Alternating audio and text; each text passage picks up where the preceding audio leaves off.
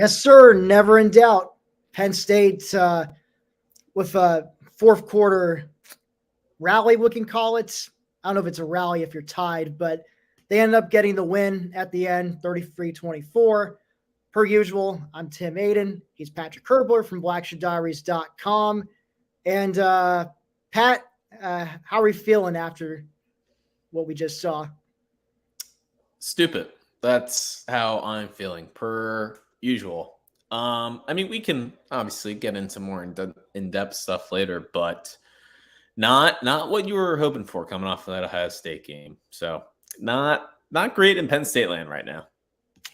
No, but at least they got the win, because I don't know about you, but I was definitely getting Illinois 2021 redux for a good chunk of that game, especially towards the end. And I mean, we can definitely, I guess we just dive into it now. But that, especially once, Drew Allar throws that interception in his own red zone with Penn State up hanging on to a 3-point lead with like 5 minutes to go. And I'm thinking like, oh boy, actually at that point I think I was just laughing, because I'm thinking, they deserve to lose this game if it happens. Almost getting ready to congratulate Indiana, but defense does hold up. And maybe Indiana played a bit conservatively on their last scoring drive. I mean, it's, at 3rd and 8, you're in the red zone, you just run it up the guts instead of maybe having your quarterback, Brennan Sorsby, who was having a pretty good day. I mean, Penn State's defense was uncharacteristically making him look like J.J. McCarthy out there with the way he was slinging the rock. And we thought maybe they would just, take a shot, just at least try to get a first down or take a shot at the end zone. Decent chance it might have worked, but they go conservative. They kick a field goal to tie it up. And then here comes Drew from midfield, just steps back, chucks it deep. Corey Geiger's smiling somewhere. That deep ball lands in the hands of Keandre Lambert-Smith, who even if he hadn't caught it, it would have been a defensive penalty on Indiana for holding, but makes a wonderful catch and even better tight roping of the sideline to stay in bounds and just somersaults in for the go-ahead touchdown. And then that's followed up by the defense stepping up when they really needed to once again, getting a sack and fumble on Brennan Sorsby. And then in kind of I guess you could put the whole like yakety sax soundtrack behind it from Benny Hill music, they call it. But that ball just rolls like 30 yards. No Penn State player is able to just scoop it up. Beeman dropped it 4 times. Literally. Yeah, it was.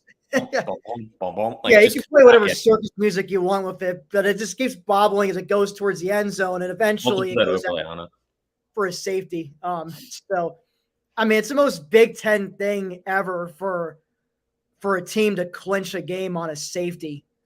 I'm sure the Sickos committee, I haven't looked at their social media accounts, but I'm probably going to do that after the show. And just, I'm sure they had a field day watching today's game. But yeah, Pat, your thoughts. I know you were telling me before we hit the record. I put that up there because I just want to say this has been Penn State this entire year. This was no different. The only difference defensively, okay, whatever. We give up stupid 90-yard touchdown, which, yeah, that's going to happen. And then the broken play. But offensively, at least, this was the exact same Penn State team that we have always seen. I mean, the defense didn't play as well. And, yeah, of course, there was going to be a little bit of a letdown spot. I think we all kind of thought going into this game after Ohio State. But I don't think it was so much, Ohio State broke Penn State as much as this has just been Penn State this entire season. And, kind of what we've been quietly screaming about since, other than the West Virginia game, that this type of offense, like as much as, it's fun to say, oh, control the clock and run the ball and convert on third downs.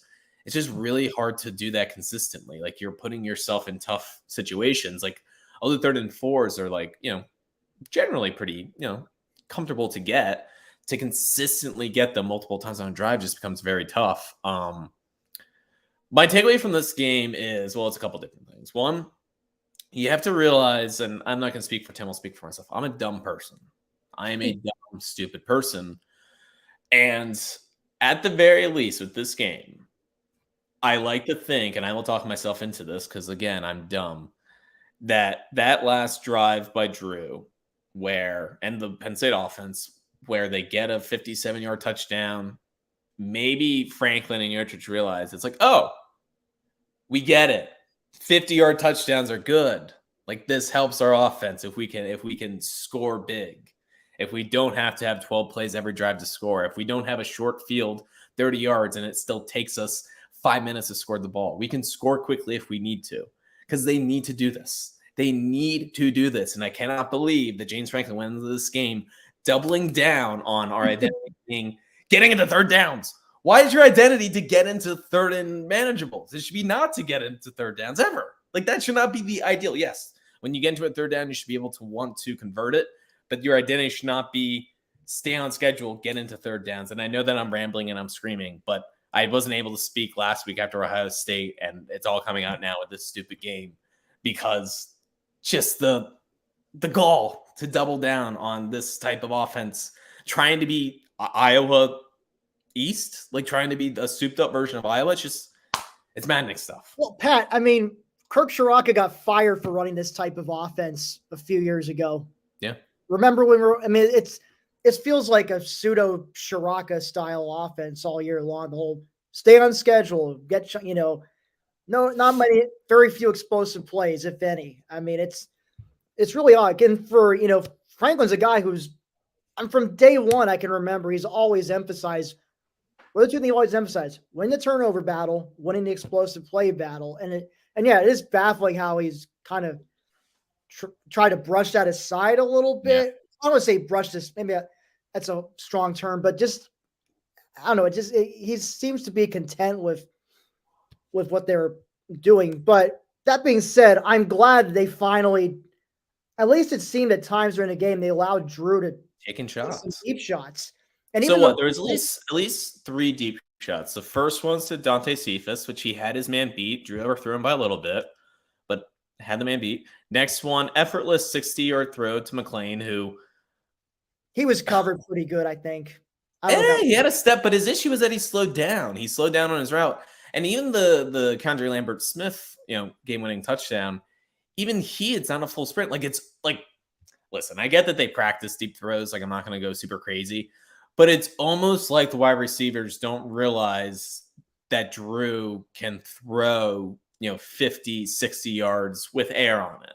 Because just the way that they're running these deep routes and they're slowing down. And I get that, yeah, it's not going to be a high percentage play, right? Throwing the ball 50 plus yards and having the ball in the air for, 40 or 50 yards, whatever it is, like percentage wise, yeah, you're not going to hit a lot of them unless you're, 2019 LSU or, some great offense. But you need to take those shots deep, especially when you have, and Corey Geiger, obviously, it was a poorly worded question, and you don't ever just want to say chuck it deep. But that is kind of the point of what he was asking. Do you ever just tell Drew in those one-on-one situations when you have, Keandre Lambert-Smith, or you have, whoever, Trey Wallace before he got injured, just to trust your wide receiver and to make a play? And that is something that we didn't see a whole lot leading up to the Ohio State game. We saw 1 or 2 plays against Ohio State. And today we saw a little bit more. And I just hope that last pass to Keandre Lambert-Smith, because those plays are there. And I know people complain about how the wide receivers don't get separation. And this offense, it's not just one person to blame. It's not just Yurchich, it's not just Franklin, it's not just Drew Allar, it's not just wide receivers, it's not just the offensive line, et cetera, et cetera, et cetera. Right? Everybody has a piece to play into the struggles. But at some point, you can't just depend on getting 4 yards every play, because that, it's not going to work. So, I saw somebody say that, where is that? Sorry, I want to bring it up. Somebody said, no, you are not dumb. I am dumb, because I will talk myself into this team. I need a little bit more time. I will talk myself into this team, because I will tell myself that last pass to Keandre Lambert-Smith will change everything. They will realize that we need explosive plays, and that at least against bad teams. So against Michigan, maybe not. We'll see what happens if they know our plays. But against these bad teams that Penn State can and should be able to get big plays because they were last year. They can this year. The team, yeah, you're lacking Parker Washington, you're lacking Mitchell Tinsley, but it's still a good team. It still is a good team. They shouldn't have struggled the way that they did. But sorry, and Pat, right if you're dumb, then I don't think I'm any less dumber. I don't know which one of us is Jim Carrey and which one of us is Jeff Daniels. We do a podcast about Penn State football. We're clearly not that smart. So no, we're not. But yeah, but it's I think, like I said, I think I said this. Maybe Pat, you've said this too on past shows or in the Slack channel. But I've also said that I kind of wish Drew would throw an interception, just get it out of his system. So he's like no longer afraid of it. Yeah. Like, and can play a little more loose. And not an ideal spot to throw your first interception. No, I'm not saying that it was a good place when he did it, but I'm saying in general, yeah, it wouldn't be a bad thing. Like, maybe just throws a deep ball and it gets picked. Like, that's fine. But like, yeah, when he threw his first pick was not fine at all. But I don't know. Maybe that was what was needed for him to be like, you know what? Screw this. I'm just gonna start taking some shots now. Like, I didn't die throwing that interception. Like, let's go and do it. And you know what? I gotta give props to Drew. I mean, we all saw how devastated he was last week after Ohio State, and he overall had a better game. Although he did have he had his struggles at times, and that was a real gut check moment for him after throwing that interception. Which led Indiana to tie the game up. Here you come. You're trotting back out there. There's less than 2 minutes to go. Can you lead the team down for a game-winning field goal? And once you get a couple first downs from midfield, Drew's like, nah, screw this. I'm going to win this game on my own.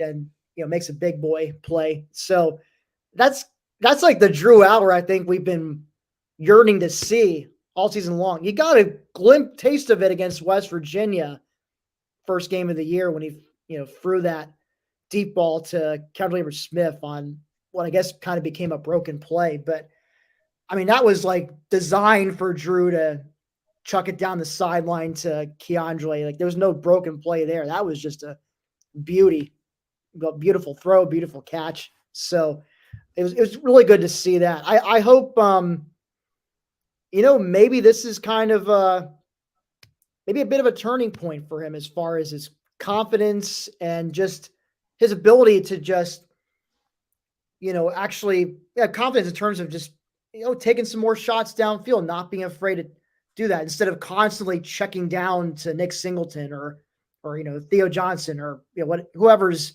running the short routes. And we'll see. I don't know how you feel, Pat, how this is going.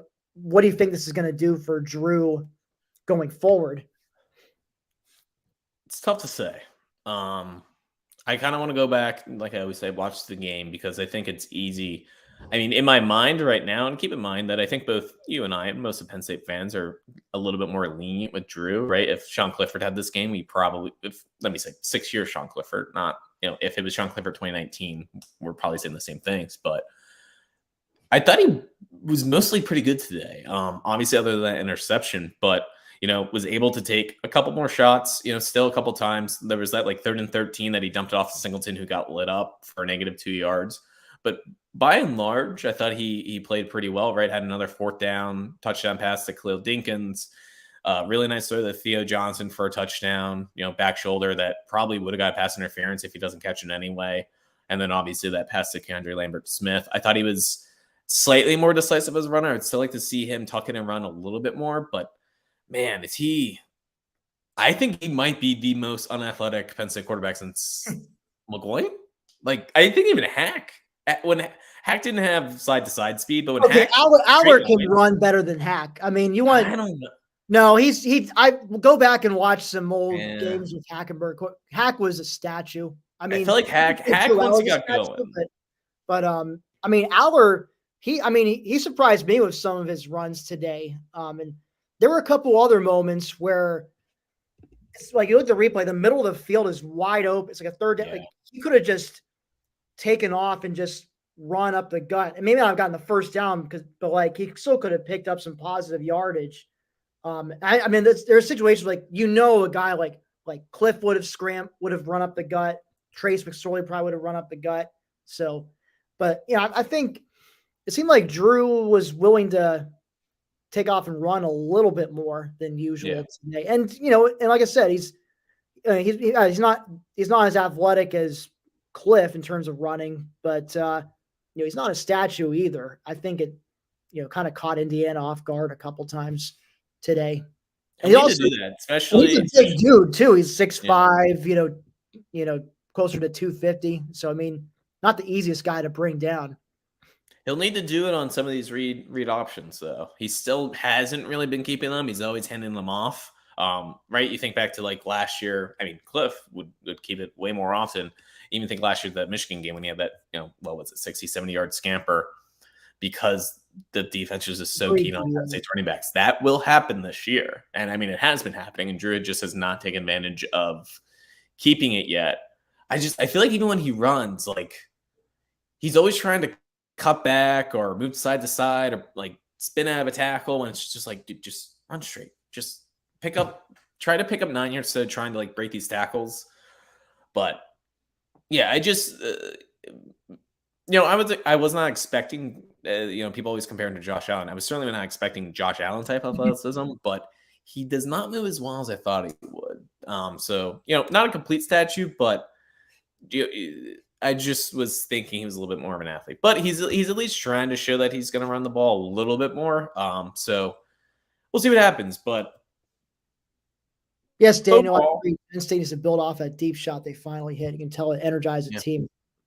Oh yeah, that was definitely that's how you fire up a sideline. That's how you fire up a team. And like I said, that game was trending towards like 2021 Illinois territory pretty rapidly. So, it was nice to kind of flip the script a little bit there at the end. So we can get back more into Drew Allar and the offense in a little bit, but let's go over the defense because, man, that was uncharacteristically shaky early on, giving up 2 deep passes to Indiana. And they both look like, to me, some miscommunication issues, as opposed to like Kalen King or Johnny Dixon getting straight up burned by an opposing receiver. Yeah, that first one I do believe, once again, I have to go back and watch, but I believe the first one, Zakee Wheatley definitely bit on, I don't know if it was a pump fake or a play action, and just couldn't make up for it. Second one, just Johnny Dixon comes on a blitz. There's no safety over there for help, so just literally peeks out, gets the ball 15 yards, and runs the rest of the way. Just a weird game from the defense. Yeah, has been what somebody tweeted at. I don't know who it is at this point, and I'm not gonna be able to find the tweet, but somebody did tweet out that in the last 5 years, Penn State had given up to 60+ yard pass plays, and then they did it today within a 9-minute span in the first half. Yeah, to Indiana of all teams that has struggled offensively this year. So on one hand, right, we can say pretty. How do I want to say this? I'm not trying to say it's not a concern, but it's also so fluky that it happened against Indiana that I think we've seen enough of this Penn State defense this year to realize that they are very good. They're probably, I would say conservatively, a top 10 defense, if not a top 5 defense. Oh, I say it's definitely a top 5 defense. Yeah. I mean, and that, playing a C- game against Indiana shouldn't create a firestorm within the Penn State fan base that, is the defense as good as we think? I think that they will get back to who they are against Maryland and against, hopefully Michigan. Just a weird game overall, just for a lot of players. Yeah, I mean, I will note this, interestingly enough. So, Brendan Sorsby threw 269 yards, 3 touchdowns, interception.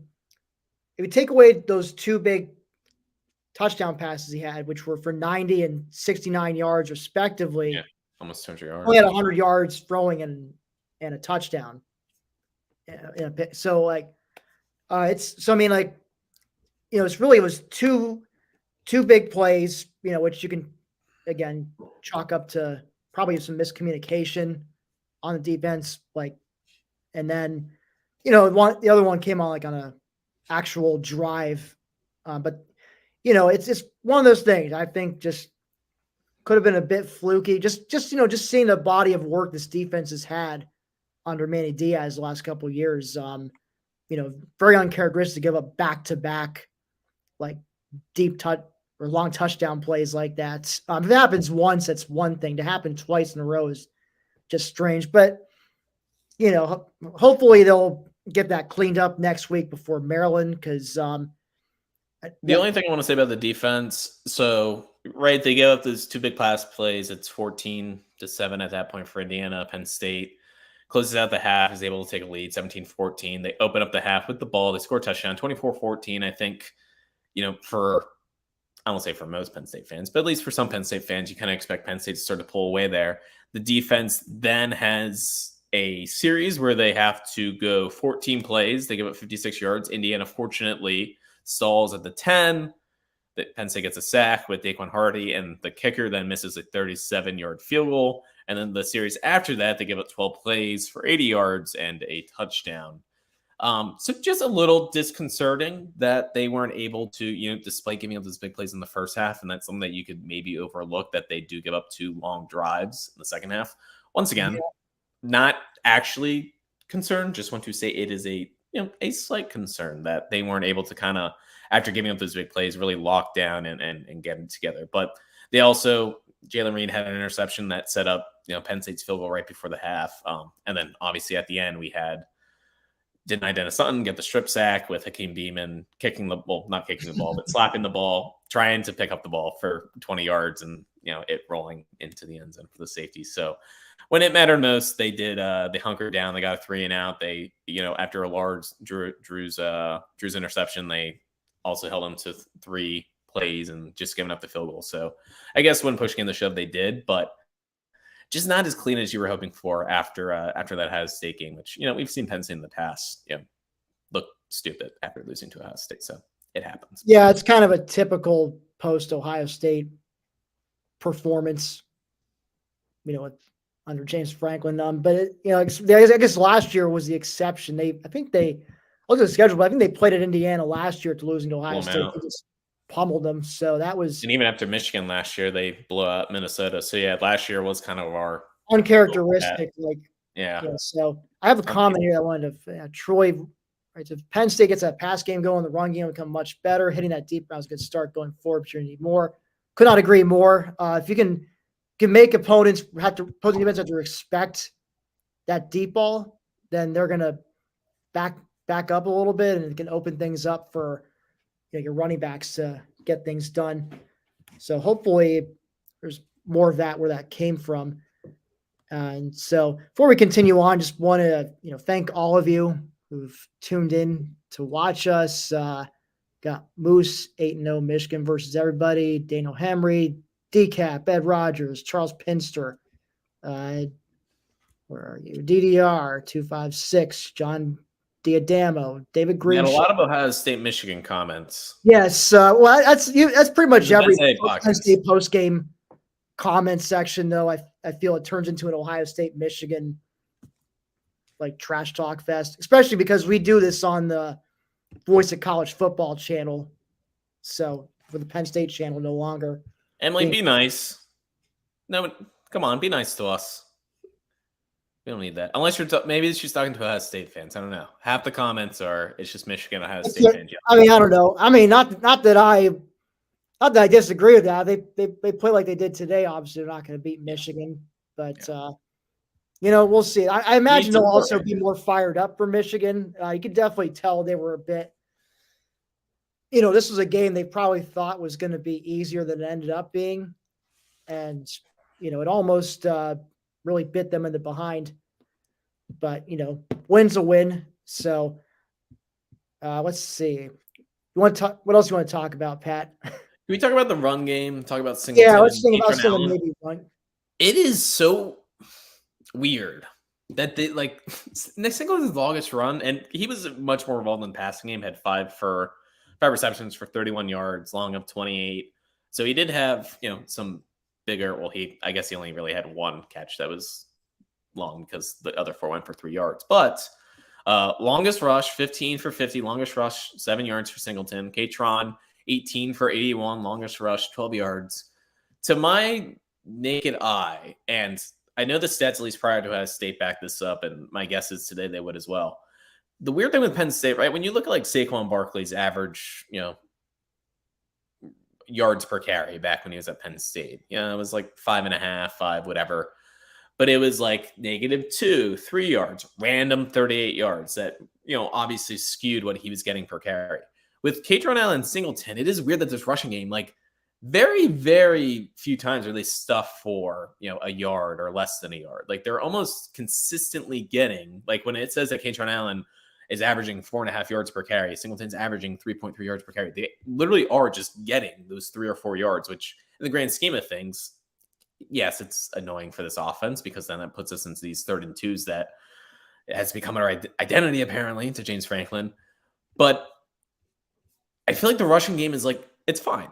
It's fine. Like, yes, you still need the explosive plays, but as long as they're able to generally get yards when they need to. I guess, once again, I'm rambling this podcast. I'm just all over the place right now. This team has broken me. Ohio State hasn't broken me. Penn State has broken me. What are your thoughts on the rushing game? What are your thoughts on Allen and Singleton? Agreed. Yeah, glad you didn't take the Penn State -31. Yeah, I mean, it was definitely concerning when, early on, we weren't able to get much push against the worst rushing defense in the Big Ten. Yeah.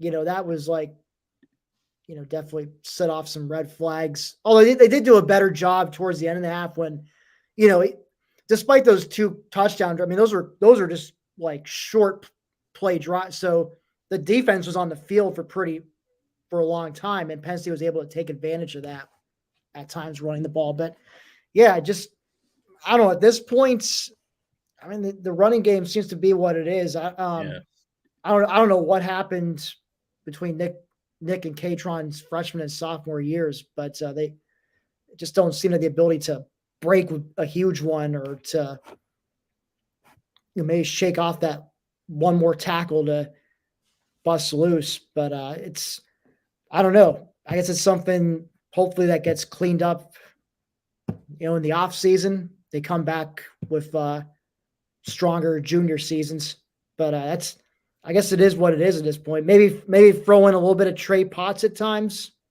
if necessary. It's just super.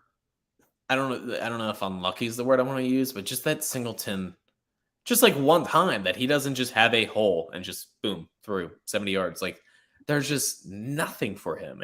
And you're right that it, like even Katron Allen had a play where if he breaks one tackle instead of a 7-yard game, it's, I don't want to say that he's to the house, but it's probably at least 30 or 40. They're just not able to break the tackle at the time that they need to. I don't know. It's extremely weird. I mean, I follow college football on a much larger scale, but obviously I'm not in depth with every team. But like the Penn State offensive line, if you compare them to most Big Ten teams, it's at least above average. It's top 6 in the conference.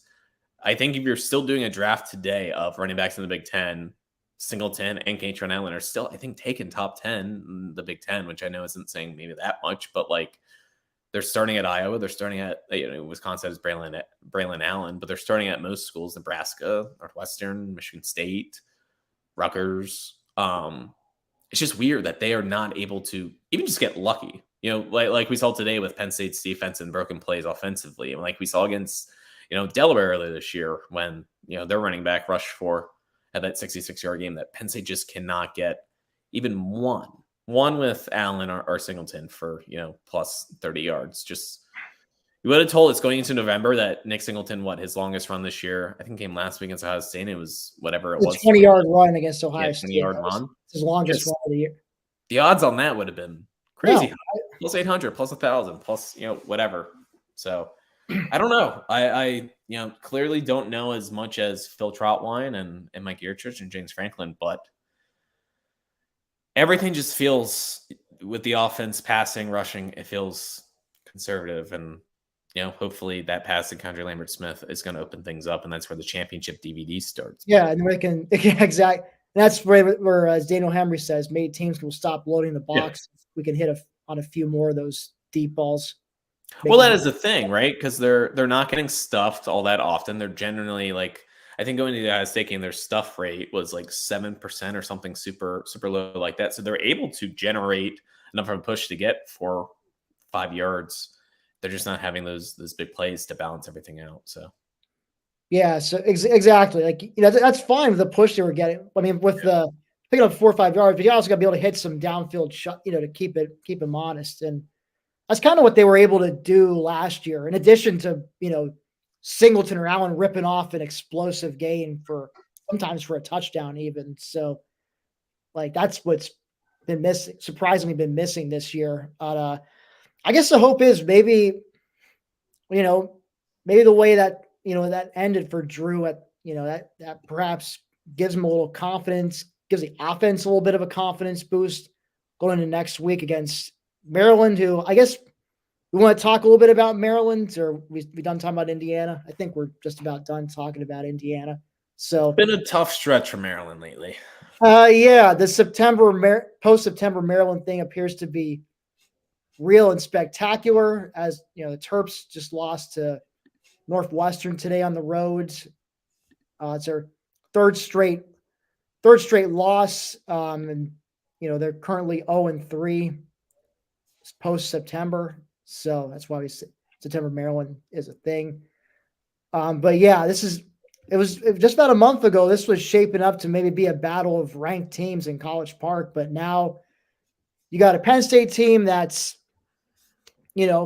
they survived and won a clunker, and then you got a Maryland team that just kind of seems to be in a bit of free fall right now. They're now 5-3, and suddenly, they're staring down the barrel of a tough November with got Penn State next week. They got to go to Nebraska on the road after that. They got a home date with Michigan following Nebraska, and then they end the season at Rutgers, who looks like they're the best Rutgers team we've seen since they first joined the Big Ten. So, not it's no gimmies on that November slate for the Terps. So, of course, I figure they always seem to. You always think they're going to get up at least for Penn State. But here's the thing: Penn State also gets up for Maryland every year. It's personal for James Franklin, him being a former offensive coordinator there under Ralph Friedgen.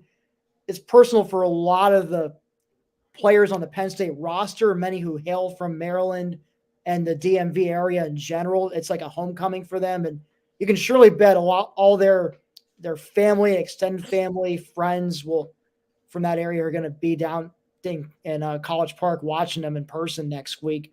So it's going to be a sizable pro Penn State crowd there too. Just given that the Washington D.C. metro area has tons of Nittany Lion alums, so I can't say I'm worried about Penn State sleepwalking for that one, but it will be an interesting match. Like as I said, Maryland's strength is their passing game. To Tua Tagovailoa and trio of receivers. Of course, that was the case the last few years, and last year Penn State just hit him in the mouth from the get-go. Seemed like Talia wanted to go home after getting sacked on the opening drive, and it kind of set the tone. Penn State shut him out 30-0. 2 years ago in College Park, they played a closer game, but Penn State's defense, that was the Brent Pry defense, but they even though it was a lot of bend but don't break, and Maryland only ended up putting up 14 points, and it was a close game. It was tied early fourth quarter, but you had Cliff to Jahan Dotson to get a deep touchdown pass and kind of allowed Penn State to gradually distance themselves from the Terps. And then Jair Brown had the pick six to completely ice it late. So, we'll see. Do you think this game is going to resemble more the one from 2 years ago or the one from last year? Or Or do you kind of see it maybe something in between? I think we finally might get an in-between game because it has felt like that Penn State either plays Maryland like annoyingly close or Maryland really gets up through the game, or Penn State just completely throttles them. So I think this time we might get somewhere in the middle.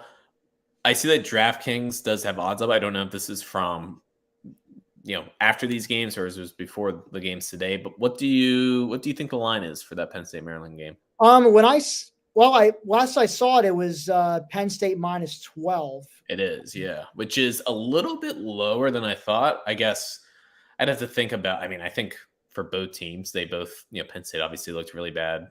Looked bad today. I won't say really bad. Certainly looked off today, and Maryland also did as well. So I guess the odds won't greatly change, but I'm a little surprised that that's under 2 touchdowns. But I mean, that's. I'm thinking something like a 14, like a 2 to 3 touchdown Penn State win. You put a gun to my head right now. So minus 12. I mean, I think that's about right.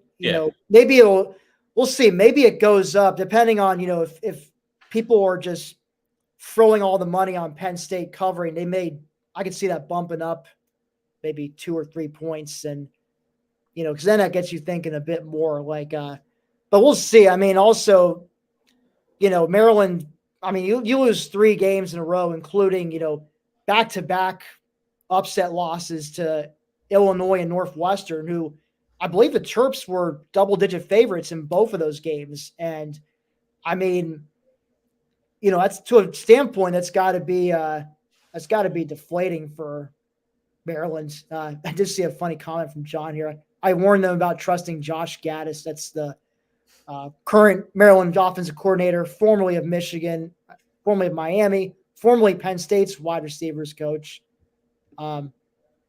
Yeah, well, I guess they didn't heed your warning, John. So Northwestern looked good. Yeah, I agree, Ed. I mean, they have 4 wins now. That's definitely more than I thought they were going to get this year. Good on David Braun for not allowing those guys to give up before the season started, and they've got themselves a couple of Big Ten wins. It's still going to be an uphill battle for them to get to 6 wins and bowl eligibility, but it does make that coaching search there interesting. You have to wonder if they're considering removing the interim tag from Braun, especially if they're not able to. I'm sure they got some guys on their list that they're higher on, they'll probably go after, but if all those guys on their list say no, maybe you think about pulling the interim tag from Braun and giving him a shot. But I think at the very least, if they bring in, assuming they bring in someone who outside is not David Braun, I think they'd be wise to keep Braun on staff in some capacity, whether it's a defensive coordinator or some defensive position coach, because I mean, he's done a tremendous job keeping, that ship afloat.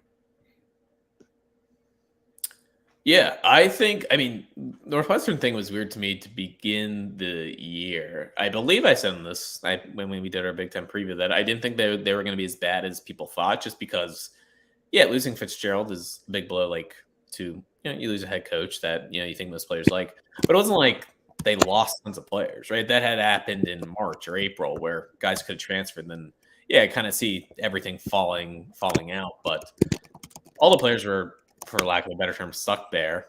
So I'm not sure. I mean, I didn't think that they were going to be, having multiple wins in the Big Ten, potentially, getting bowl eligible, but I can't say I'm greatly shocked. We had 2 more things on the Maryland game, though. One, Maryland's punter, baller. Indiana game. Indiana, punter, baller, great punter. Absolutely, man, that was so jealous. Secondly, Daquan Hardy, despite the fact that clear blocking the back on Dinkins, Daquan Hardy's I know that he missed the first couple games because of in suspension-ish thing that was never confirmed, but probably was, and he didn't come back to the Illinois game. But how Caden Saunders, who I do like, and he were the punt returners, And Penn State decided to go. They were like, you know what, Caden Saunders until the UMass game, pretty crazy because Daquan Hardy is so shifty and just punt returners. You have to have good vision, have to see the field, have to know where to cut. Just he's very, very, very good. So yeah, I want to see more of him back there, and hopefully Penn State, the defense can get lots of 3 and outs so that they're giving Daquan Hardy a shot because. Man, for this offense that is probably will continue to have trouble scoring the ball, having that type of returner back there can certainly help things. Oh, I mean, we should give some props to Riley Thompson too. He booted some nice punts to pin Indiana deeper in their own territory. So Alex Falcons, by the way, Falcons, shout out to him too. I mean, both of his field goal attempts were from 50+ yards out. One, and they both had he had the leg on both of them. I mean, one of them just pushed to the left. The other one, though, was like, straight shot, nails it right down the middle. So, 53-yarder for a college kicker. Not that you root for good misses, but had the leg just a little bit to the left. He's been much better than I thought. One of my 5 predictions this year was that Penn State was going to have a field over 40 yards, and he did that in the first game. So, remember when special teams was one of our biggest concerns in the preseason, like who was going to be our field goal kicker, who was, would we have any kind of explosive return game, things like that.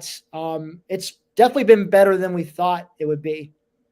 Yeah. So it's Riley Thompson, 49 yards per punt with a 54 long. So he's definitely improved over the course of the season. He was, not very good to start, wasn't getting much hang time or distance before, but now he's definitely gotten better as the season went on. So he's a competent punter, which is that's all you need. He's going to be a competent. Not everyone has to be Blake Gillikin, but just get me a competent punter.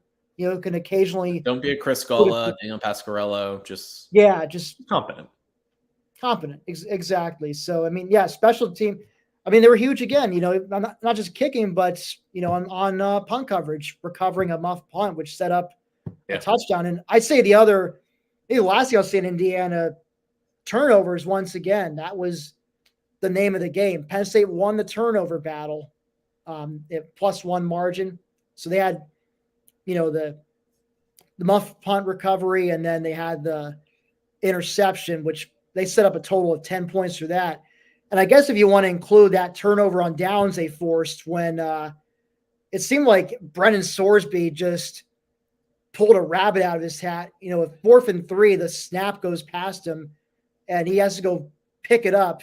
Instead of just, what looked like Penn State was just going to just put him down right there. He escapes, throws a pass to a receiver who, it says one defender in front of him, makes a move, and then seems like he gets a first down, but turns out upon replay, his elbow had touched the ground just before, it crossed the necessary yardage, and they turned it over to Penn State, and that set up a touchdown. I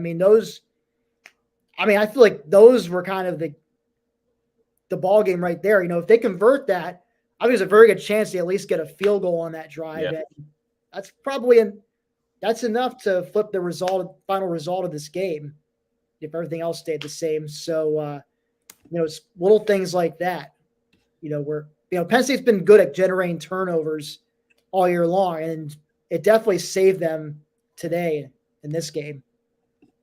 Yeah. Survive in advance at the end of the day.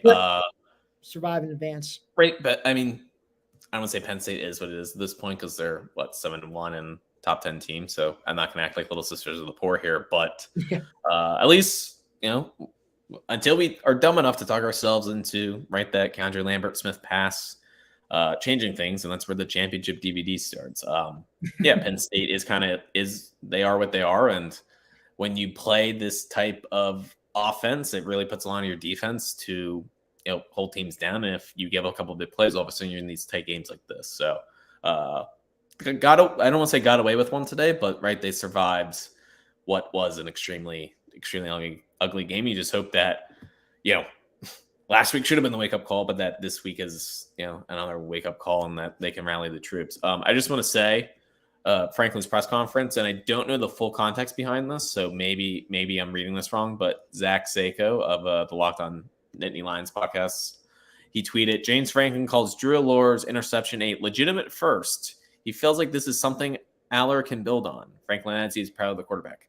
I've never heard a coach say that an interception is something that he can build on. But I almost, if that's what he's saying, I almost get it, because it's like, okay, you threw the interception. I mean, you saw how he responded after that interception. Yeah. I can't say he's wrong. It's just very funny that he can build in this interception. That is where we're at, where it's like, okay, good job, Joe. Way to throw that interception finally in your career. Most career passes without an interception start a career in college football history. You did it. It happened. He went out, he threw a touchdown, and now we are ready for our Big Ten championship. Because we're going to win the tiebreaker, Northwestern. Thank you, with that win over Maryland. People forget that was huge. I did not think that until you mentioned that. Yeah, every win matters in the West. Every win matters in the West. One last comment to address before we go, but Gregor Banz, well, Penn State designated Rutgers, Maryland, Purdue, and rivalry games in Louisville and Michigan, Ohio State. I wish. Future schedules. Yeah. Well, no, they just released the future schedules through 2027 with the expanded Big Ten. And as you know, Penn State football is unrivaled, so they do not have any scheduled rivalry games. But going forward, starting next year, they're only going to play one of Ohio State or Michigan. So I think next year in 2025, it's Ohio State, and then they go off a schedule in 26 and 27, and Michigan comes on. So that's the way it's going to be for the foreseeable future, I can tell. That's it from me, but just a couple quick things before we go. BlackshoeDiaries.com. Check us out for year-round Penn State sports coverage, and I emphasize year-round because, well, we're about to tip off basketball season not this coming Monday, but the following Monday. Team just played an exhibition last night versus Robert Morris, so that's on the way. Hockey season's been underway. Team's looking good there. You also have wrestling, trying to get what I believe is their 11th national title in 13 years under Cale Sanderson. So we got a lot of good wrestling writers too. And of course, still got the month of November for the football team. So check us out for daily football coverage as well. Pat, you'll have your posts up. I'm going to have my position grades up tomorrow and turning point on Monday. So, and also just another thing, make sure to tune into the Mark Rogers live call-in show here on the Voice of College Football, 11:30 Eastern tonight. So if you still got more to say about today's clunker of a win against Indiana or just all of the craziness happening in college football right now, apparently Kansas is about 20 seconds away from upsetting Oklahoma. Florida, Georgia got that going on right now, amongst other good games. So go check out Mark's show if you're up that late on the East Coast. Pat, any final thoughts before we go? No, I fired off everything that I've been holding in for the last. I haven't been on this since after Iowa, I want to say. I wasn't on after UMass for sure. You weren't on after Northwestern, Orlando, and then yeah. So it's been a while. Show for UMass. Well, we did the previous show together for Ohio State, so that's when we're. But yeah, from a post-game show's perspective, it's been a while for you. So no, I fired everything off. Penn State sucks and is bad, and at the same time, I fully expect that we will be in the college football playoff, and that is the beautiful part of being a Penn State fan is that you can. Not a lot of fan bases can think both at the same time. We can because we are dumb and mentally strong, all combined into one. So, yeah, here we go.